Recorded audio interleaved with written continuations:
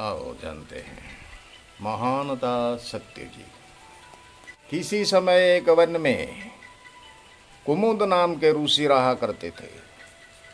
एक दिन अपना कार्य समाप्त करने के पश्चात वे वापस लौटे तो देखा कि कोई अन्य ऋषि उनके वन में लगे वृक्षों के फल तोड़कर खा रहा था।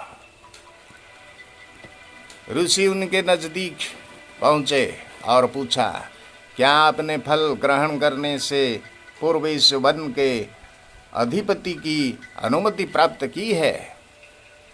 यह बात सुनकर आगत ऋषि चौंके, क्योंकि यहाँ से गुजरते वक्त भूख की व्याकुलता में बिना कुछ सोचे ही उन्होंने फल तोड़कर खाना प्रारंभ कर दिया था।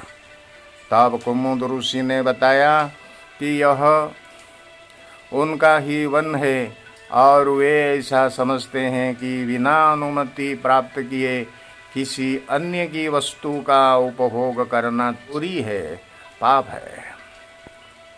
इसकी सजा तो आपको अवश्य भुगतनी चाहिए।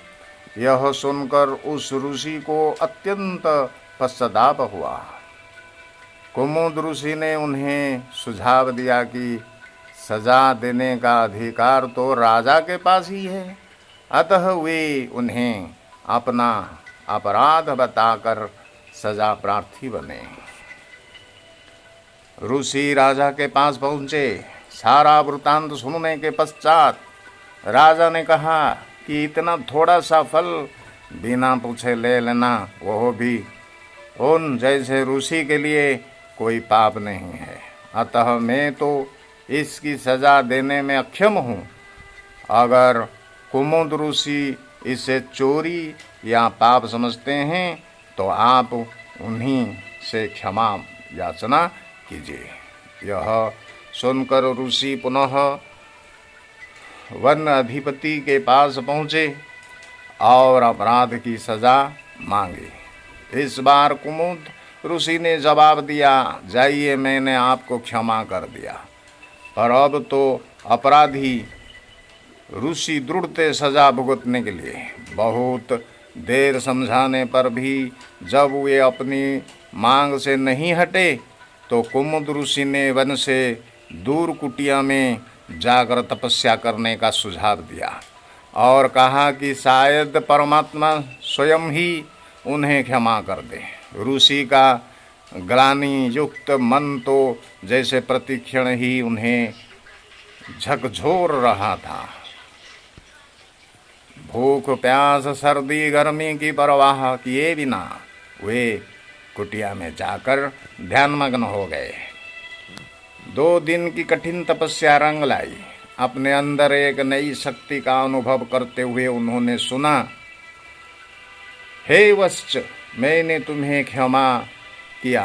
तुमने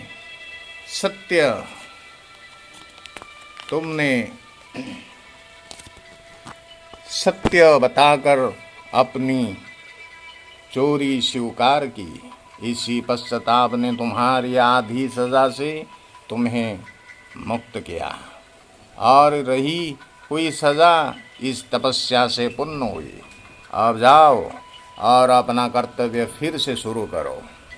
इस घटना से हम समझ सकते हैं कि अनुमति प्राप्त किए बिना किसी की वस्तु का उपभोग करना पाप है और यह हमें ईश्वरीय संबंधों का रस लेने से वंचित कर सकता है। सत्य पथ के पुरुषार्थी को तो हल्के रूप से या अनजाने में भी बिना अनुमति किसी वस्तु को छूने से भी बचना चाहिए। अगर कभी भूल हो भी जाए तो सच्चे हृदय से सुनाकर भूल स्वीकार कर लेना चाहिए। लाइक कीजिए, शेयर कीजिए, सब्सक्राइब कीजिए।